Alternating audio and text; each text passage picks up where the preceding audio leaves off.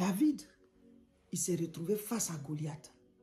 Et donc ici, il dit, tu viens contre moi avec l'épée, la lance et le javelot, mais moi, je viens contre toi au nom de l'Éternel. Donc ici, il est en train de dire que sa victoire qu'il va avoir là, ce n'est pas au nom de lui-même David, c'est au nom de l'Éternel.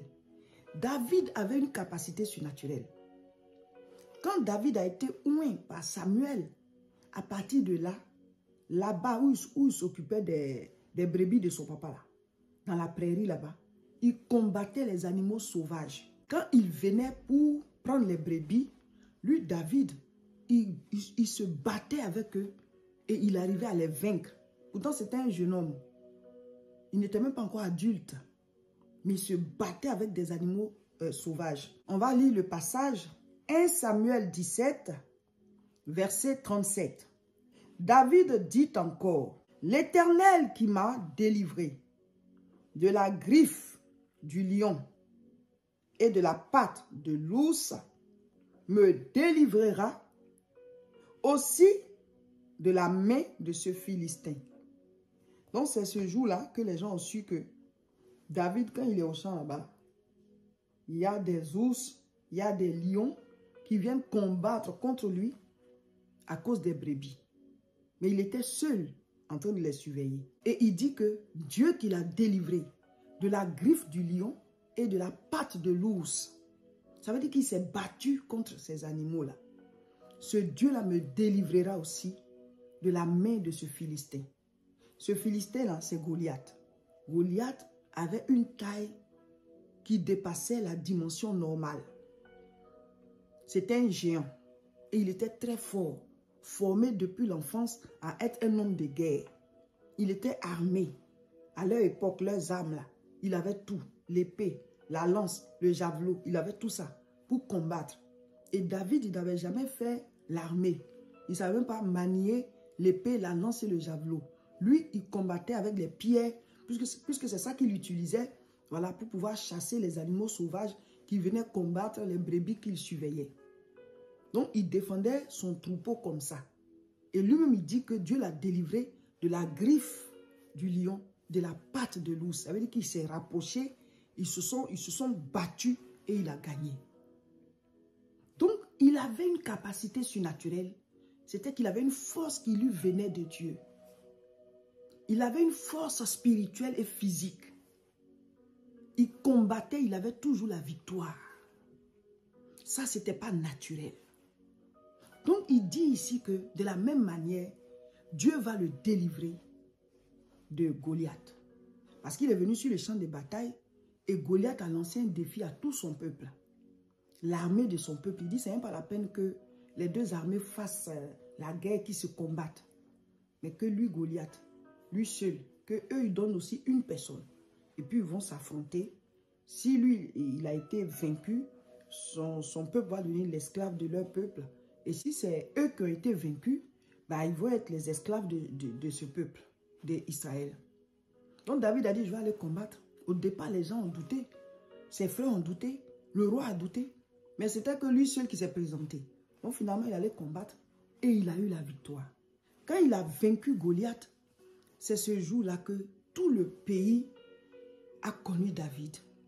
Donc Goliath a été comme un tremplin qui a propulsé David, voilà, au devant de la scène. C'est Goliath qui a révélé David. Il avait déjà été oint en secret par Samuel devant sa famille pour dire que c'est toi que Dieu choisit comme le prochain roi. Mais le peuple ne savait pas. Et donc, avec Goliath qui l'a terrassé, tout le monde a vu que, ah, il y a un grand guerrier comme ça. Plus tard, il est devenu roi. 1 Samuel 17, verset 46. David continue. Il dit, aujourd'hui, l'Éternel te livrera entre mes mains. Vous voyez, il engage toujours Dieu dans son combat. Je t'abattrai. Il dit, il est en train de proclamer ce qu'il va faire. Et je te couperai la tête. Je donnerai les cadavres du champ des Philistins aux oiseaux du ciel et aux animaux de la terre. Et toute la terre saura qu'Israël a un Dieu. Donc lui combat pour la gloire de Dieu. Il combat pour qu'on sache qu'ils ont un Dieu. Tout tourne autour de Dieu pour David. Donc il a vaincu Goliath. Effectivement, Goliath est tombé, il est venu, il a pris l'épée de Goliath, il a coupé la tête de Goliath. Et donc ce qu'il a dit, c'est ce qui s'est passé. Mais ce combat-là a propulsé David. Cette semaine, le thème c'est utiliser les capacités surnaturelles. Ça veut dire quoi? Ce que Dieu a mis en chacun de nous, de naturel comme de surnaturel, nous devons les utiliser. Mais tu les utilises comment? Où? Quand? Le secret là, c'est de trouver ton Goliath. C'est-à-dire, quel est le combat de ta vie? Je suis en train de vous donner une grande révélation. Quel est le combat de ta vie? C'est ça ton Goliath. Terrasse-le. Trouve ce que tu vas éradiquer comme mal sur cette terre. Même si c'est dans ta petite famille. Le fait que les gens ne connaissent pas Dieu. Si tu fais de ça ton Goliath, tu pries, tu parles du Seigneur, tu intercèdes pour que chaque personne reçoive Jésus. Ça devient une cible, ça devient un combat, ça devient une mission. Donc quand tu te mets à fond dessus là, tu vas voir que tes capacités surnaturelles, comme naturelles, comme capacités acquises, tout ça sera utile à terrasser ce Goliath là. Comment est-ce qu'on utilise les capacités surnaturelles? Je réponds à votre question. C'est de trouver ton Goliath ou tes Goliaths. Comment est-ce qu'on utilise ces capacités surnaturelles? C'est de trouver ton Goliath. Trouve ton Goliath. Quand on trouve son Goliath, alors on utilise ses capacités surnaturelles. Ton Goliath, c'est quoi? C'est qui? C'est le combat de ta vie. Le combat de ta vie. Ça veut dire quoi? Qu'est-ce que tu aimerais voir disparaître? Ton Goliath, c'est ce que tu aimerais voir disparaître. Ou bien ce que tu aimerais voir s'installer, apparaître. Ça dit, il y a quelque chose qui te tient à cœur. Et tu commences à travailler à ça. C'est ça. Et donc, ça devient une mission pour toi. Donc toi, tu dis, je vais combattre cette chose. Il y a des personnes, leur mission, c'est d'intercéder et de prêcher l'évangile aux membres de leur famille. Ça devient leur combat. Donc la personne, elle travaille, elle vit, elle a ses revenus, mais sa mission, son combat, son Goliath, c'est que tous les membres de sa famille rentrent au ciel. Donc ça devient une mission sur laquelle la personne travaille. Telle personne, comment je vais l'évangéliser? Telle autre personne, il faut que je la porte en prière. Telle autre personne, de la manière dont les sorciers ils sont assis. Et puis ils pensent au cas de chaque personne dans la famille.